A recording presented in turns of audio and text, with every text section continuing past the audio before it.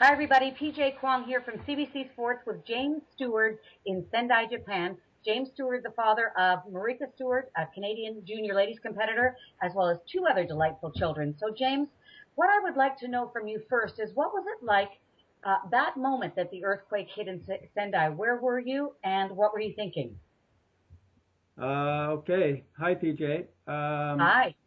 The earthquake was on March 11th, as you recall, and it happened here at exactly 2:46 p.m.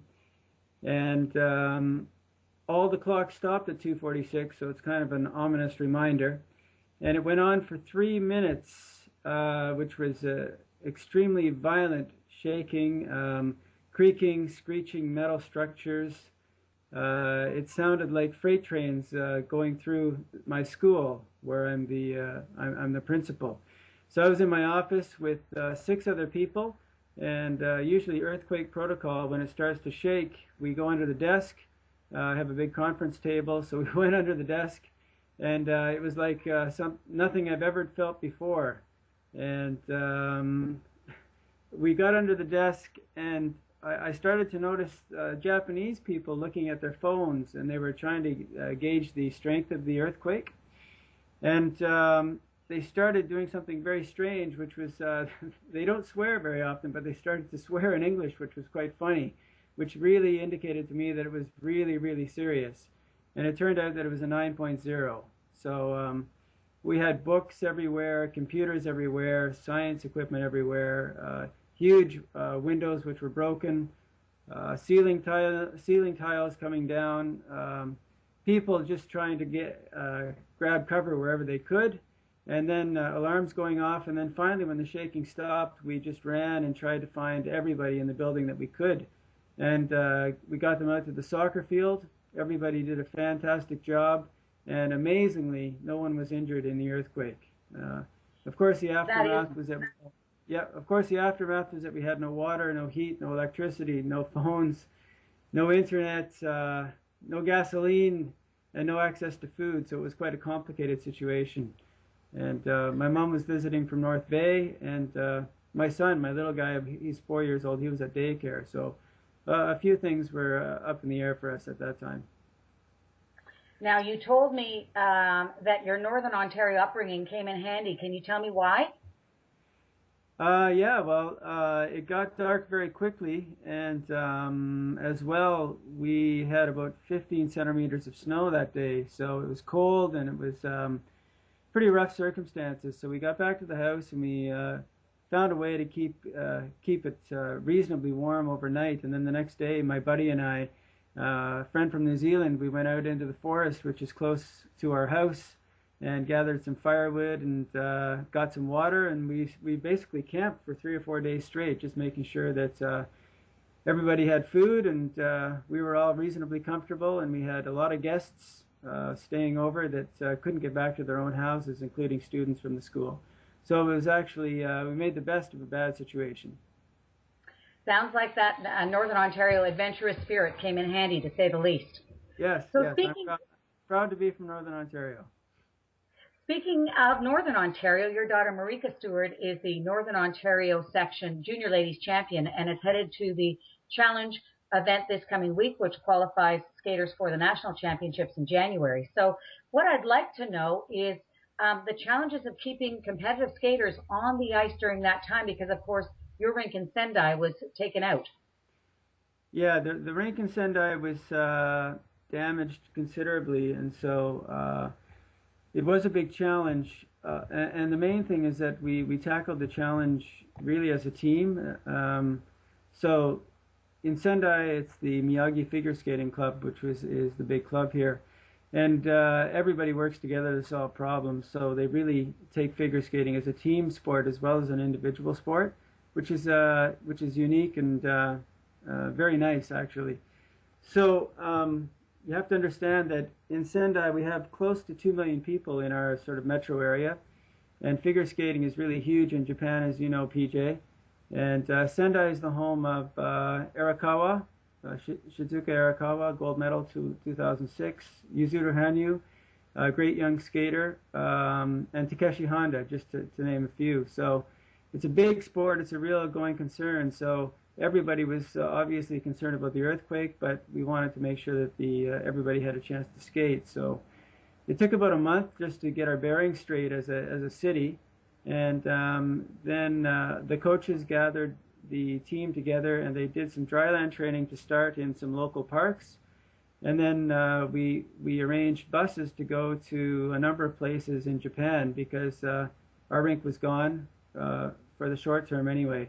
So we went to places called Hachinohe, Niigata, Hokkaido, which is the North Island, and all the way to Tokyo. And all those trips are at least 4 hours or more, 4 hours or more drive, or the flight to Hokkaido is a couple of hours from Sendai. So we did everything possible to try to help the skaters out, allow them to get back on the ice, but we could only do that on weekends because, of course, they have to go to school during the week. So there's no ice time during the week, just Friday nights, Saturdays, and Sundays, and they spent 6-8 hour days on the ice. They were so happy just to be on the ice. And your girls, of course, came to Canada in the summer, as they have been for the past few years at the Oakville Skating Club and also at the Mariposa Club in Barrie, training with Michelle Lee. So Yes. they were able to get more ice time in the summer. Yeah, actually, I just want to say thank you to a few people which were really instrumental in helping my girls anyway, Marika and Taya.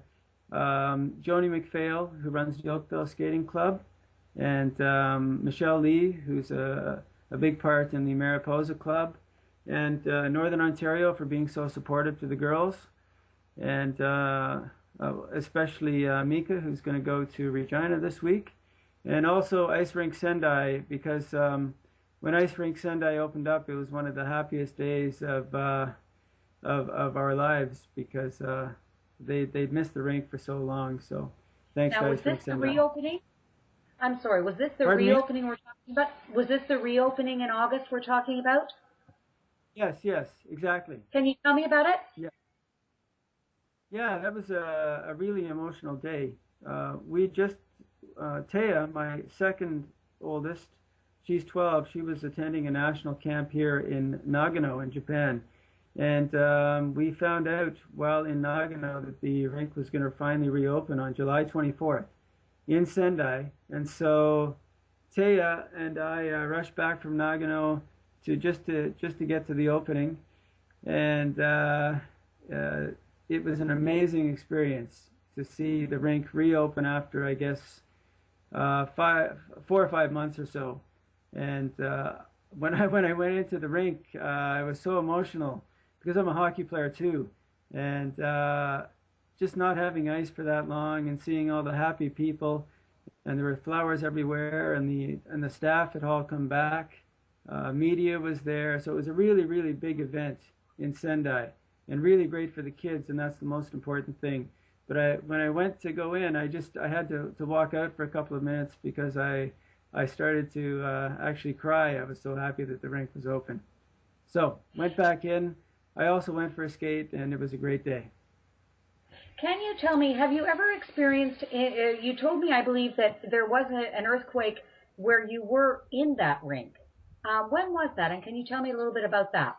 Okay, well, yeah, in Japan, I mean, we have earthquakes regularly, as you know, but usually they're about 5.0 magnitude, maybe a maximum 6.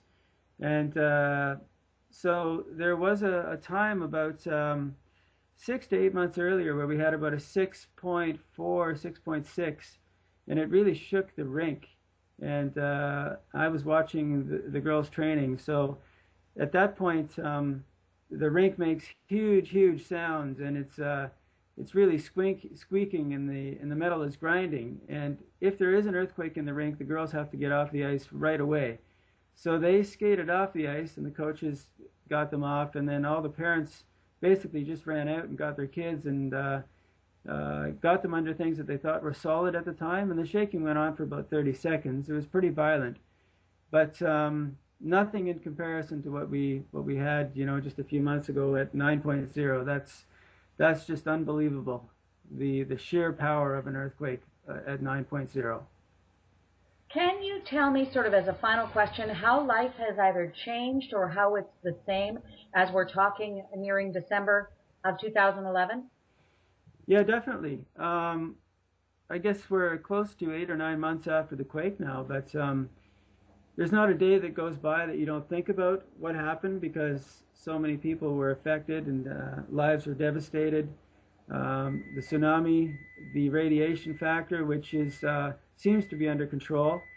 But we think about these things. We make sure that we have extra water close by because without water, you can't do anything. You can't wash, you can't flush a toilet, and you have all the rice and all the pasta in the world, but you can't cook it without water. So we make sure that we have extra water.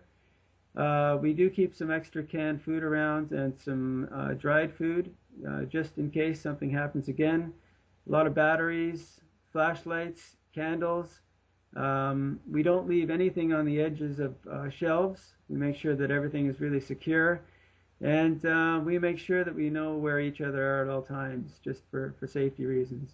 And I guess the most important thing is that we learn to persevere through everything and stick together. And Japanese people are great through these types of things, and so we learn a lot from the people in Japan as well. So it's a really good, fantastic community atmosphere, even though we've gone through a lot of devastation. Thank you so much for taking the time to talk to me, James Stewart. Thank you very much, PJ. Bye-bye. Bye-bye.